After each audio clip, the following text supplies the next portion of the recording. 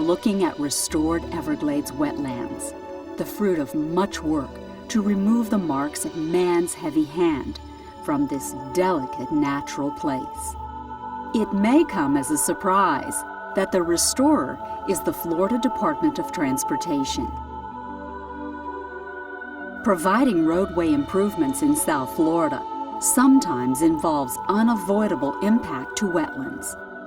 The DOT took the initiative to conduct wetland restoration projects in South Florida to compensate for impacts from future road projects. In this way, new wetland habitat will already be established. It was in 1990 that the Florida Department of Transportation began to develop a large-scale plan to restore damaged wetlands. The department realized it could make a positive impact of regional importance by putting together a comprehensive restoration plan. The Department of Transportation is known for, of course, our role in building state-of-the-art roadways and providing for transportation in growing South Florida and Florida as a whole. But part of our mission statement is also protection of the environment. And this has provided us an opportunity to do this. We're very proud of our role in restoring these areas. Beginning in 1994, the department has funded and managed this massive wetland restoration project to benefit the regional ecosystem of the Florida Everglades. The project has 4 parts. Pulling together a team of experts, Florida DOT saw the opportunity to take on a project powerful in ecological impact. This project crosses different kinds of habitats, from shallow freshwater Everglades to tidal marine waters, and is of a size and scale that calls for everyone involved to share their knowledge and expertise. The effort provided jobs for hundreds of people who worked on the project. The Miami-Dade County Department of Environmental Resources Management, the South Florida Water Management District, and the U.S. Army Corps of Engineers permitted the project on local, state, and federal levels. It is a project that covers nearly 400 acres in 4 separate areas of wetland types, including freshwater sawgrass wet prairie, or marsh, and hammocks, saltwater mangrove forest, crocodile breeding grounds, and shallow salt flats. The effort enhances plants and wildlife, including some threatened and endangered species that are struggling to continue their life cycles in their natural habitats. And the success is clear. Ecologists Steve Carney and Tom Lodge, involved since the planning stages, visit one of the 4 sites 5 years into the work. They are pleased to see thriving algae communities that provide food for many creatures. The periphyton is doing very well here. That's the association of several types of algae that grow around plant stems. So this is an indication that the typical Everglades food chain is in operation. When we walked out into the canal area adjacent here and saw that periphyton is growing in profusion across the now shallow bottom and around plant stems, that indicates to me that the original impact of the canal has been erased and it's now behaving like the marsh that it should be, and that in turn is enhancing the areas of marsh that were obstructed by all of these things that had been built in the past. During their visit, they discover apple snail shells, a good sign that snail kites may find the area desirable. Yeah. And within an hour, there is proof as they spot one of the rare hunters of the sky searching for dinner. Apple snails are their primary food source. This is a bird's eye view of the C-109 Canal, a 6.5-mile long scar cut through the sawgrass prairie of what is now called the East Everglades Environmental Area. It ran roughly parallel to US 1, and about a half-mile to the west. Back in the 1960s, the U.S. Army Corps of Engineers excavated this and many other canals like it in the Everglades to drain off the water in the name of flood control. The excavated rock and soil or spoil was piled up along the sides. These levees block the natural freshwater sheet flow or water patterns that are so important to Everglades ecology. The C-109 canal was never actually connected to the drainage system, but it did divide or fragment the natural sawgrass wet prairie habitat. That restricted the natural ebb and flow of the marsh wetland, often called wet prairie, because of its superficial resemblance to prairie habitat. This has been a remarkable project. It cost about $10 million over 5 years to restore about 400 acres of wetlands. I think one of the things that's exceptional about this project is the strength of the interagency coordination. I think people can take heart in knowing that the agencies worked very well together, and I think that that will be important on future large-scale restoration projects that are planned for South Florida. Another thing that's been done well on this project is that we based the design of the project on good wetland science and used the best experts in consulting firms, the agencies, and academia in designing the project all the way through construction and continuing into the monitoring and maintenance. Over the course of the project, which provided jobs to many people, drivers hauled hundreds and hundreds of truckloads of fill dirt, formerly canal levees, away from the site. At the same time, crane operators carefully worked, filling the canal to marsh wetland levels.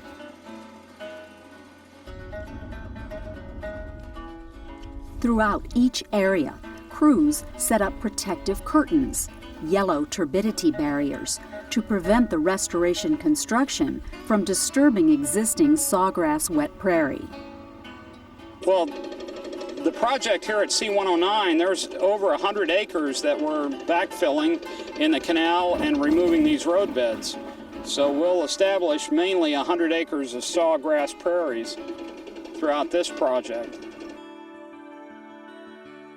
Just across the wetland expanse from the C-109 canal is another area of the project being returned to nature. Crews are clearing huge piles of construction debris left from drainage projects of years past. Overgrown with exotic, invasive plants, such as the non-native Australian pine, it's called the roadside spoil, and it certainly spoiled the view of drivers passing by on Highway US 1. The roadside spoil wetland restoration project involves scraping down the large spoil mounds for 1.5 miles, the length of the canal adjacent to the west side of US 1. The goal was to reach a level matching the neighboring sawgrass wet prairie. A secondary benefit to man, with the removal of the unsightly mounds that had previously blocked the native landscape to the west, was an aesthetic benefit, an improved view. Traveling just south on the main road from the Miami area to the Florida Keys, you come to the South Florida Water Management District's C-111 canal, the third site in the restoration plan. The C-111 canal's water control structure, a bank of 23 gates, regulates the outflow of fresh water from the large drainage area covering the southeastern part of the Everglades. In times of low water, it also prevents salt water from invading the freshwater marsh. The DOT restoration project removed huge piles of debris, primarily fill material from the canal's earlier construction that had smothered coastal habitat for years.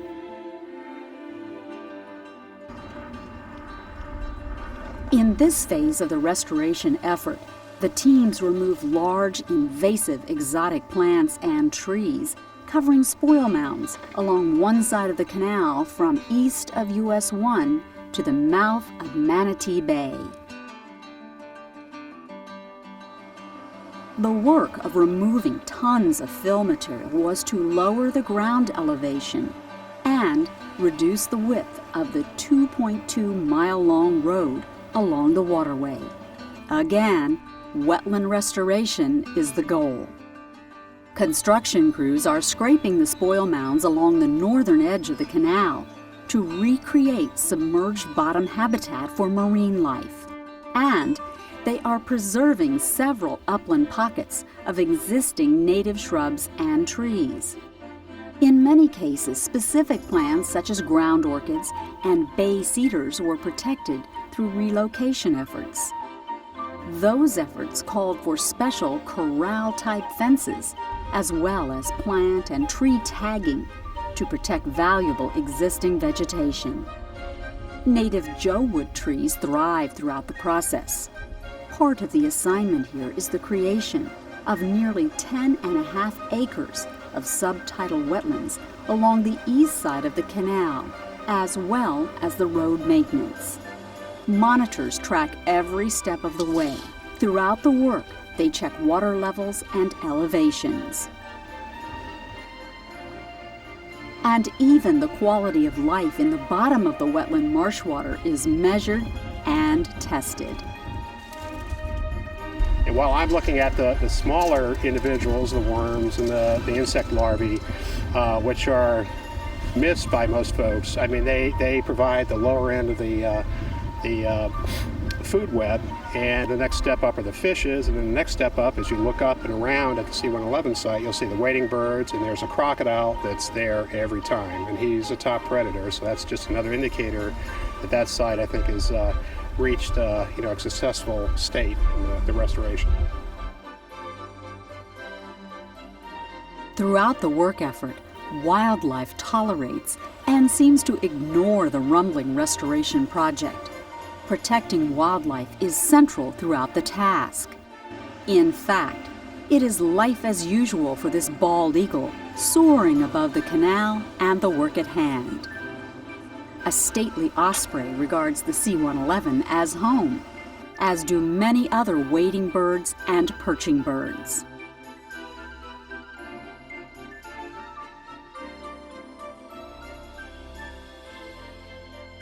Many mitigation projects are done on a parcel-by-parcel basis, and they really don't have a major benefit to the overall ecosystem.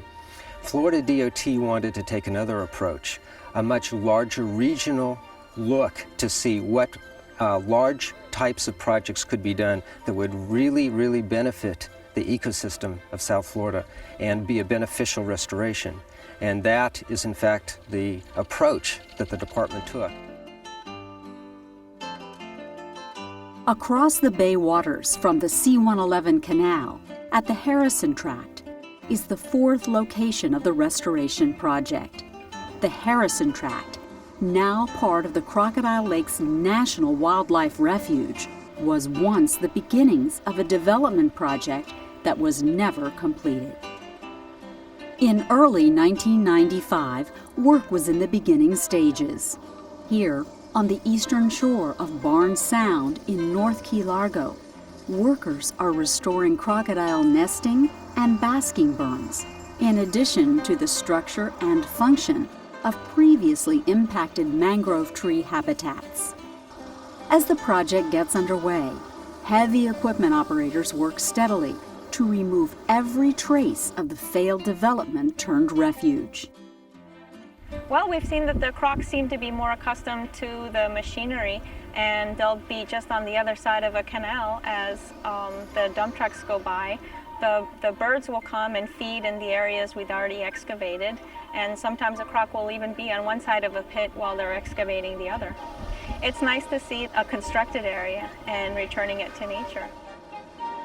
A key element in the successful return to nature of the Harrison Tract is the refilling of two borrow pits, huge, lifeless ponds created as sources of fill dirt for construction projects many years ago. They were too deep to be used as suitable foraging areas of the adult crocodiles and wading birds, as well as temporary nurseries for many marine species and crocodile hatchlings. What DOT has done here is taken a lake that originally was about 35 to 40 feet deep, and the water in the bottom of that lake was very putrid water. It was filled full of hydrogen sulfide gases. It was filled full of all types of algae that was growing in there, and also there was very little dissolved oxygen. The department has filled this lake back in to about 8 feet in depth, and when the construction is finished, the lake will be opened up to the bay, and at that time fish will be able to come in and forage and feed in this body of water. Just months after the start of the restoration project, restored crocodile basking berms quickly show promise. Part of the work here involves removing infrastructure roads built for the beginnings of the development that wasn't completed. Construction crews scraped down roads, effectively removing them. The roads had blocked tidal flow.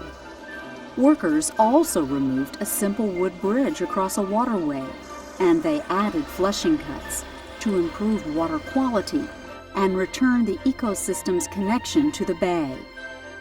When work is finished and nature returns, all traces of man's ownership of this property will be signed back over to plants and wildlife.